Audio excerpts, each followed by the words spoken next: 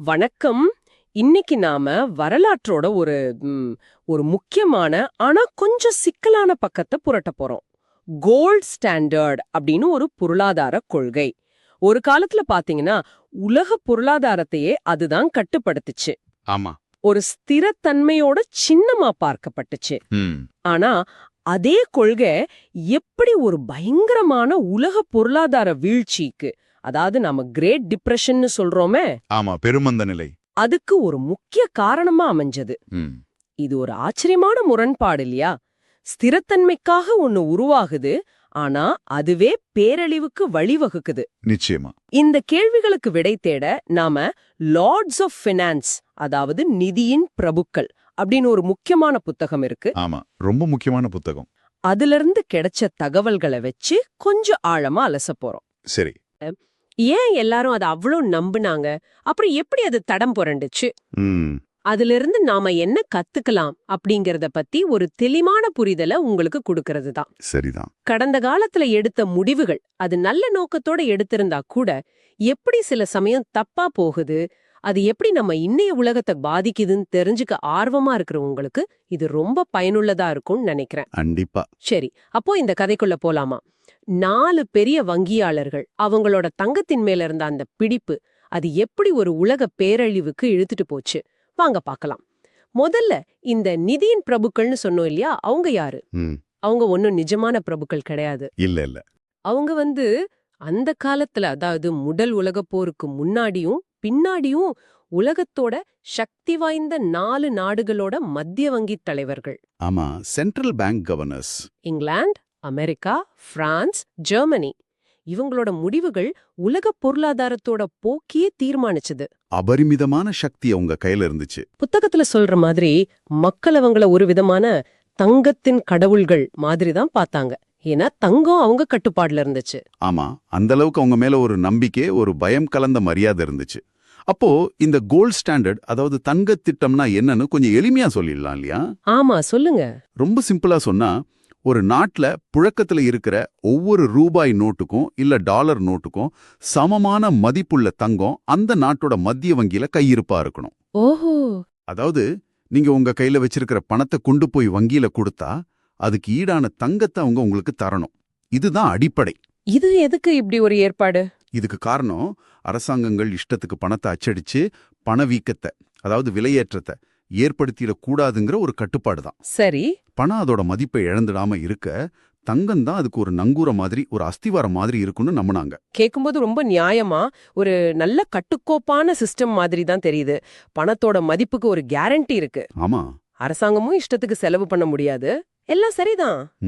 ஆனா நடைமுறையில ஒரு உலகப்போர் எல்லாத்தையும் மாத்திருச்சு. அங்கதான பிரச்சனை ஆரம்பிச்சது. ஆமா, பிரச்சனை முதல் உலகப் போருக்கு பிறகுதான் ரொம்ப தீவிரமாச்சு.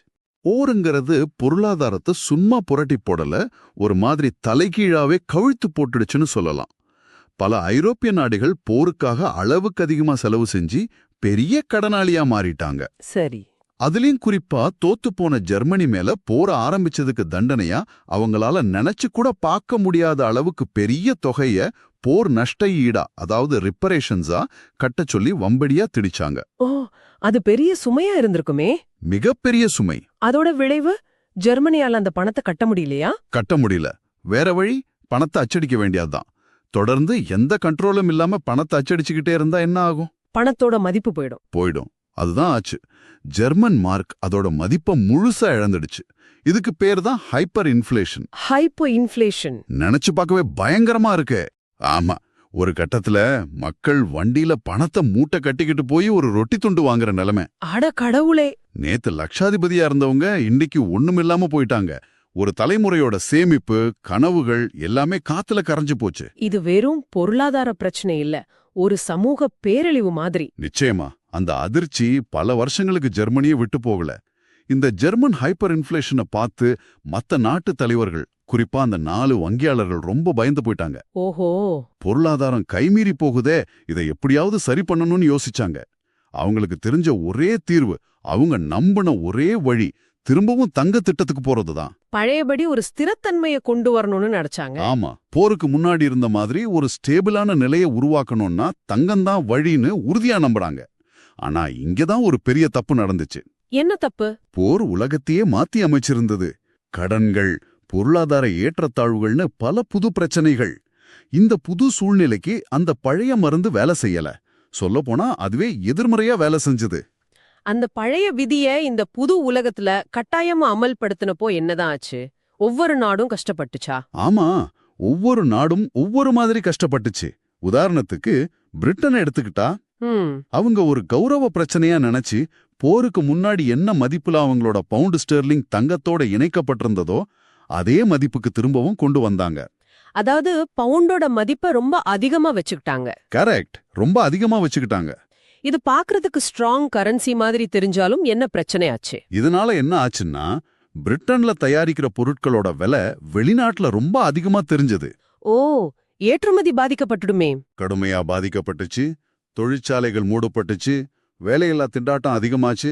பொருளாதாரம் ரொம்ப மந்த நிலைக்கு போயிடுச்சு. அவங்க தங்கத்தோட மதிப்பை அதிகமா பிடிச்சுக்கிட்டது அவங்களுக்கே வினையா முடிஞ்சது. ஆனா பிரான்ஸ் கொஞ்சம் வித்தியாசமா செஞ்சாங்கன்னு சொன்னீங்களே. ஆமாம், பிரான்ஸ் இந்த விஷயத்துல ரொம்ப யதார்த்தமா நடந்துகிட்டாங்க. அவங்க நாட்டுக்கு எது நல்லதோ அதை செஞ்சாங்க. எப்படின்னா? அவங்க போருக்கு பிறகு தங்களுடைய பிராங்க் கரன்சியோட மதிப்பை நல்லா குறைச்சு ஒரு புது குறைவான மதிப்புல தங்கத்தோட இணைச்சாங்க. ஓஹோ, பிரிட்டனுக்கு நேர் எதிரா? ஆமாம். இதனால பிரெஞ்சு பொருள்களோட விலை சர்வதேச சந்தையில ரொம்ப குறைவா தெரிஞ்சது. அவங்களோட ஏற்றுமதி கிடுகிடுன்னு ஏறிச்சு. அப்ப உங்களுக்கு லாபம் தானே? பெரிய லாபம். இதோட விளைவு உலகத்துல இருந்த தங்க கையிருப்புல ஒரு பெரிய பகுதி பிரான்ஸை நோக்கி பாய ஆரம்பிச்சது. அமெரிக்காவுக்கு அடுத்தபடியா அதிக தங்கத்தை கையிருப்புல வச்சிருக்கிற நாடா பிரான்ஸ் மாறுச்சு. இது ஒரு மாதிரி ஜீரோ சம் கேம் அப்படின்னு சொன்னீங்களே. ஆமா, ஜீரோ சம் கேம். அது என்ன? அதாவது உலகத்துல தங்கங்கிறது வரையறுக்கப்பட்ட அளவுல தான் இருக்கு. சரி. அப்போ பிரான்ஸ் அதிகமா தங்கத்தை சேர்க்குதுன்னா அந்த தங்கம் வேற எங்கிருந்தோ வரணும் இல்லையா? ஆமா. பெரும்பாலும் அது பிரிட்டன் மாதிரியான நாடுகள்ல இருந்து தான் வெளியே போச்சு. ஆக பிரான்ஸோட வெற்றி பிரிட்டனோட பொருளாதார சிக்கலை இன்னும் அதிகமாக்குச்சு. இதுதான் அந்த தங்க திட்டத்தோட ஒரு பெரிய குறைபாடு. அதாவது ஒருத்தர் ஜெயிக்க இன்னொருத்தர் தோக்கலேண்டி இருக்கு. ஆமாம், ஒரு கூட்டு முயற்சிக்கு பதிலா ஒரு போட்டியையும் ஒருத்தருக்கொருத்தர் பிரச்சனையை உண்டாக்குற சூழலையும் இது உருவாக்கிடுச்சு. சரி, பிரிட்டன் பிரான்ஸ் இப்படி போட்டி போட்டுட்டு இருந்தப்போ அட்லாண்டிக் அந்த பக்கம் அமெரிக்கால என்ன நடந்துட்டு இருந்துச்சு?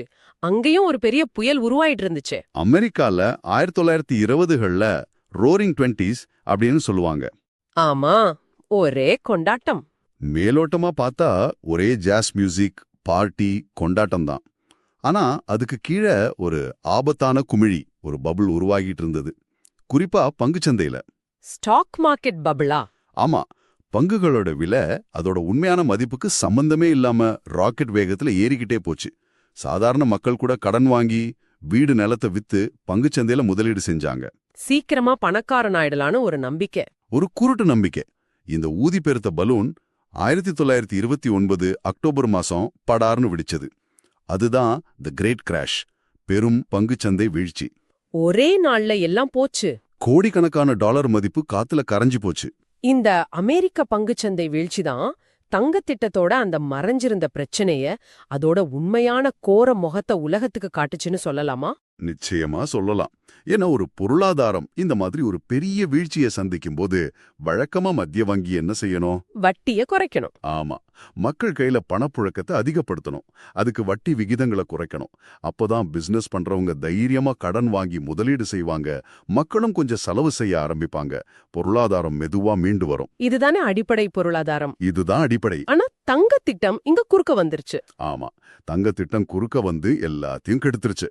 ஏன்னா அந்த விதிகள் படி தங்கம் நாட்டை விட்டு வெளியேறாம பாத்துக்கணும். இதுதான் முதல் பிரியாரிட்டி. சரி. பங்குச்சந்தை விழுந்ததும் முதலீட்டாளர்கள் பயந்து போய் அமெரிக்கால இருந்து தங்கத்தை எடுக்க ஆரம்பிச்சா ஃபெடரல் ரிசர்வ், அதாவது அமெரிக்க மத்திய வங்கி என்ன பண்ணும்? தங்கத்திட்ட விதிப்படி தங்கத்தை நிறுத்தணும். எப்படி? வட்டிய கூட்டணுமா? கரெக்ட். தங்கத்திட்டத்தோட விதி ரொம்ப கராரா இருந்துச்சு. தங்கம் நாட்டை விட்டு வெளியே போகுதுன்னா அதை தடுக்க ஒரே வழி வட்டி விகிதத்தை ஏத்துறது தான். அதிக வட்டி கொடுத்தா முதலீட்டாளர்கள் பணத்தை, அதாவது தங்கத்தை வெளியே எடுக்க மாட்டாங்கங்கிறது அவங்க கணக்கு. ஆனா பொருளாதாரம் ஏற்கனவே விழுந்துட்டு இருக்கே. அதுதான் பிரச்சனையே. அமெரிக்க மத்திய வங்கியான ஃபெடரல் ரிசர்வ் பொருளாதாரம் சரிஞ்சுக்கிட்டு இருக்கிற அந்த நேரத்துல வட்டி விகிதங்களை குறைக்கிறதுக்கு பதிலா அந்த தங்க இருப்பை காப்பாத்தணுங்கிற அந்த ஒற்றை நோக்கத்துக்காக வட்டி விகிதங்களை உயர்த்தி பிடிச்சாங்க. அட கொடுமையே! இது எப்படி இருக்குன்னா, ஏற்கனவே கப்பல் ஓட்டையாகி தண்ணி உள்ள வந்துகிட்டு இருக்கு. அந்த நேரத்துல ஓட்டைய அடைக்க பார்க்காம ஹம். கப்பல் நிலை தடுமாறாம இருக்கணும்னு சொல்லி இன்னும் பெரிய ஒரு தங்க நங்கூரத்தை எடுத்து கப்பலோட சேர்த்து கட்டினா எப்படி இருக்கும்? கரெக்ட், அதேதான். கப்பல் இன்னும் வேகமா மூழ்கத்தானே செய்யும். நீங்க சொன்னது 100% சரி. அதுதான் நடந்துச்சு. வட்டி விகிதங்களை ஏத்துனதுனால கடன் வாங்குறது இன்னும் கஷ்டமாச்சு. தொழில் தொடங்கவோ நடத்தவோ முடியல. இருந்த தொழில்களும் முடங்கி போச்சு. அப்போ வங்கிகள் ஒன்னு பின்னாடி ஒன்னா திவாலாச்சு. மக்கள் பேங்க்ல போட்ட பணம் போச்சு. இது ஒரு சங்கிலித் தொடர் விளைவை ஏற்படுத்துச்சு. டாமினோ எஃபெக்ட் மாதிரி. ஆமா, வேலையில்லா திண்டாட்டம் வரலாறு காணாத அளவுக்கு, கற்பனை செய்ய முடியாத அளவுக்கு எகிரிச்சு. இது அமெரிக்கால மட்டும் இல்ல, தங்கத்து திட்டத்தை நம்பி இருந்தா எல்லா நாடுகளையும் பாதிச்சது. இது ஒரு உலகளாவிய மந்தநிலையா, அதாவது கிரேட் டிப்ரெஷனா மாறிடுச்சு. அதோட மனித வேலை சில நம்பர்ஸ் இருக்குல்ல, அதெல்லாம் கேட்கவே கஷ்டமா இருக்குமே. ஆமா, அதை நினைச்சாலே மனசு வலிக்கும். அமெரிக்கால மட்டும் பங்குச்சந்தை 90% சரிஞ்சது. கிட்டத்தட்ட 9000 வங்கிகள் திவால். 9000 வங்கிகளா? ஆமா, 1933 வாக்குல வேலை செய்யக்கூடிய வயசுல இருந்த 4ல் ஒருத்தருக்கு வேலை இல்ல. 4ல் ஒருத்தருக்கா? ஆமா, மொத்தமா சுமார் 3,40,00,000 பேருக்கு வருமானம் இல்ல. நாடு முழுக்க பசி, பட்டினி, வறுமை. வீடுகள்ல இருந்த மக்கள் வெளியேற்றப்பட்டாங்க. சூப் கிச்சன்கள்ல நீண்ட வரிசை. இது ஏதோ கதை இல்ல, நிஜம். அப்போதைய பிரபலமான பொருளாதார நிபுணர் ஜான் மேனார்ட் கெய்ன்ஸ் கிட்ட கேட்டாங்களாம், இந்த மாதிரி நிலைமை இதுக்கு முன்னாடி எப்பவாவது வந்திருக்கான்னு. அவர் என்ன சொன்னார்? அதுக்கு அவர் சொன்ன பதில் ரொம்ப பிரபலம். ஆமா, வந்திருக்கு. அதுக்கு பேரு இருண்ட காலம். அது சுமார் 400 வருஷம் நீடிச்சது அப்படின்னாராம். ஓ, அந்த அளவுக்கு நிலைமை மோசமா இருந்திருக்கு. ஆமா, இந்த இருண்ட காலத்துல தான் ஒரு வெளிச்சக்கீற்று மாதிரி ஒருத்தர் வந்தார். அமெரிக்காவோட புது அதிபர் பிராங்க்லின் டி ரூஸ்வெல்ட். FDR. ஆமா, FDR. அவர் அளித்த நடவடிக்கைகள் ஒரு திருப்பு முனையா அமைஞ்சதுன்னு சொல்றாங்க. அவர் என்ன அப்படி செஞ்சார்? ரூஸ்வெல்ட் 1933ல பதவியேற்றப்போ அமெரிக்கா அதல பாதாளத்துல இருந்துச்சு. அவர் ரொம்ப தைரியமான, வழக்கத்துக்கு மாறான சில முடிவுகளை எடுத்தார். என்ன மாதிரி முடிவுகள்? முதல்ல, மக்கள் வங்கிகள் மேல வச்சிருந்த நம்பிக்கையை மீட்டெடுக்க கொஞ்ச நாளைக்கு நாடு முழுக்க வங்கிகளுக்கு விடுமுறை, அதாவது பேங்க் ஹாலிடே அறிவிச்சார். சரி. நிலைமை கொஞ்சம் அமைதியானதும் நல்ல நிலையில இருந்த வங்கிகளை மட்டும் திறக்க அனுமதிச்சார். இது கொஞ்சம் நிலைமையை சீராக்க உதவுச்சு. ஆனா அதைவிட முக்கியமான ஒரு காரியம் செஞ்சாரு. அந்த தங்க நங்கூரத்தை கழட்டி எறிஞ்சது. அதுதான் முக்கியமான கட்டம். ரூஸ்வெல்ட் செஞ்ச மிக மிக துணிச்சலான புரட்சிகரமான காரியம் என்னன்னா, அமெரிக்காவை அதிகாரப்பூர்வமா தங்க திட்டத்திலிருந்து வெளியே கொண்டு வந்ததுதான். ஓ, அந்த விதியே உடைச்சிட்டாரா? உடைச்சிட்டார். இனிமே அமெரிக்க டாலருக்கும் தங்கத்துக்கும் நேரடி தொடர்பு கிடையாது. நாட்டின் பொருளாதாரம் என்ன தேவையோ அதுக்கேத்த மாதிரி பணப்புழக்கத்தை நிர்வகிக்கிற அதிகாரம் ஃபெடரல் ரிசர்வுக்கு உண்டுன்னு அறிவிச்சார். பல வருஷமா கடவுள் வாக்கு மாதிரி மதிக்கப்பட்ட அந்த விதிகளை ஒரே நொடியில தூக்கி போட்டார். இது அந்த காலத்துல நினைச்சு பார்க்க முடியாத ஒரு விஷயம் இல்லையா? நினைச்சு பார்க்கவே முடியாத விஷயம். ஒரு பெரிய சூதாட்டம் மாதிரி தான். ஆனா அது வேலை செஞ்சது. அந்த தடைய உடைச்சது எப்படி பொருளாதாரத்துக்கு உதவுச்சு? நிச்சயமா வேலை செஞ்சது. அந்த தங்கச்சங்கிலி அறுபட்டதும் அமெரிக்க அரசாங்கத்துக்கும் ஃபெடரல் ரிசர்வுக்கும் கைகள் கட்டப்பட்ட நிலை மாறிச்சு. ஃப்ரீடம் கிடைச்ச மாதிரி. ஆமா, அவங்களால வட்டி விகிதங்களை குறைக்க முடிஞ்சது. பொருளாதாரத்தை ஊக்குவிக்க தேவையான பணத்தை புழக்கத்துல விட முடிஞ்சது. இதுக்கு பேரு ரிஃப்ளேஷன். சரி. அரசாங்கம் நியூ டீல் அப்படிங்கிற பேர்ல பல பொதுப்பணி திட்டங்களை ஆரம்பிச்சு மக்களுக்கு வேலை வாய்ப்புகளை உருவாக்க முடிஞ்சது. ரோடு போடுறது, பாலம் கட்டுறது, இந்த மாதிரி. ஆமா, இந்த நடவடிக்கைகள் மூலமா மெதுவா ஆனா உறுதியா அமெரிக்க பொருளாதாரம் மீளத் தொடங்கிச்சு. நம்பிக்கை கொஞ்சம் கொஞ்சமா திரும்ப வந்துச்சு. இது அமெரிக்காவோட கதை மட்டும் இல்லையே, மத்த நாடுகளுக்கும் இது பொருந்துச்சுன்னு சொல்றாங்கல்ல. ஆமாம், இது ஒரு முக்கியமான விஷயம். புள்ளி விவரங்களை பார்த்தா அது நல்லா தெரியுது. எப்படின்னா, எந்தெந்த நாடுகள் இந்த தங்க திட்டத்தோட பிடியிலிருந்து முன்னாடியே வெளியே வந்தாங்களோ, உதாரணத்துக்கு பிரிட்டன் 1931லயே வெளியே வந்துட்டாங்க. அவங்க கடைசி வரைக்கும் தங்க திட்டத்தை கெட்டியா பிடிச்சுக்கிட்டு இருந்த நாடுகளை விட, உதாரணத்துக்கு பிரான்ஸ் ரொம்ப நாள் வரைக்கும் பிடிச்சுக்கிட்டு இருந்தாங்க. அவங்கள விட வேகமா பொருளாதார மந்த நிலையிலிருந்து மீண்டு வந்தாங்க. ஓ, அப்படியா? ஆமா, இது எதை காட்டுதுன்னா, அந்த நெருக்கடியான காலகட்டத்துல தங்க திட்டம் தான் மீட்சிக்கு ஒரு பெரிய தடையா இருந்துச்சுங்கிறது தான். அப்போ இந்த நீண்ட, கொஞ்சம் சோகமான ஆனா நிறைய படிப்பினைகளை கொண்ட வரலாற்று பயணத்திலிருந்து நாம முக்கியமா கத்துக்க வேண்டிய பாடம் என்ன? இது வெறும் தங்கம், பணம் பத்தின கதை இல்லல்லோ? நிச்சயமா இல்ல. நாம கத்துக்க வேண்டிய மிக முக்கியமான பாடம் இதுதான். ஒரு சித்தாந்தமோ, ஒரு கொள்கையோ, ஒரு பொருளாதார அமைப்போ, அது எவ்வளவு புனிதமா பார்க்கப்பட்டாலும் சரி, ஆமா, அது நடைமுறைக்கு ஒத்து வராம போகும்போது, அது மக்களுக்கு நல்லது செய்யறதுக்கு பதிலா தீங்கு விளைவிக்கும் போது அத விமர்சன பார்வையோட அணுகணும். தேவைப்பட்டா மாற்றியமைக்க தயங்கக்கூடாது. விதிகள் மக்களுக்காகத்தான். ஆமா, விதிகள் மக்களுக்காகத்தான் இருக்கணுமே தவிர மக்களே விதிகளுக்காக கஷ்டப்படக்கூடாது. தங்கத் திட்டம்ங்கிறது ஒரு காலத்துல ஸ்திரத்தன்மைக்கு அவசியமா பார்க்கப்பட்டுச்சு. ஆனா சூழ்நிலை மாறினப்போ அதே திட்டம் ஒரு கொடுமையான விலங்கா மாறிடுச்சு. இந்த நெகிழ்வுத்தன்மை இல்லாதது, அதாவது இன்ஃப்ளெக்சிபிலிட்டி, அதுதான் பெரிய ஆபத்து. லார்ட்ஸ் ஆஃப் ஃபினான்ஸ் புத்தகத்தோட ஆசிரியர் இந்த கருத்தை வலியுறுத்தும் போது ஒரு ஒப்பீட்டையும் முன்வைக்கிறார். என்ன ஒப்பீடு? அன்றைய தங்கத் திட்டம் எப்படி சில நாடுகளை கட்டி போட்டுச்சோ, அதே மாதிரி இன்னைக்கு ஐரோப்பாவில் இருக்கிற யூரோ பொது நாணய முறை சில உறுப்பு நாடுகளுக்கு, குறிப்பா பொருளாதார ரீதியா கொஞ்சம் பின்தங்கிய நாடுகளுக்கு இதே போன்ற ஒரு நெகிழ்வற்ற தன்மையை கொடுக்குதோ அப்படின்னு ஒரு கேள்வி எழுப்புறார். ஓ, யூரோவோட ஒப்பிடுறாங்களா? புத்தகத்துல உள்ள ஒரு ஒப்பீடு மற்றும் கேள்வி. இத நாங்க ஒரு முடிவா சொல்லல, அந்த புத்தகத்துல உள்ள கருத்தை உங்களுக்கு தெரிவிக்கிறோம். ஆமா, முக்கியமா எந்த ஒரு அமைப்பும் அது எவ்ளோ நல்ல நோக்கத்துல உருவாக்கப்பட்டிருந்தாலும் காலப்போக்குல நெகிழ்வுத்தன்மையை இழந்து மக்களோட தேவைகளை பூர்த்தி செய்ய தவறும்போது அது ஆபத்தானதுங்கிறது தான் மையக்கருத்து. ரொம்ப சரியா சொன்னீங்க. இந்த விவாதத்தோட இறுதியில மறுபடியும் ஞாபகப்படுத்த விரும்புறேன். நாம இவ்ளோ நேரம் பேசினது வெறும் பொருளாதார கோட்பாடுகள், வட்டி விகிதங்கள், தங்க இருப்பு பத்தி மட்டும் இல்ல. இல்லவே இல்ல.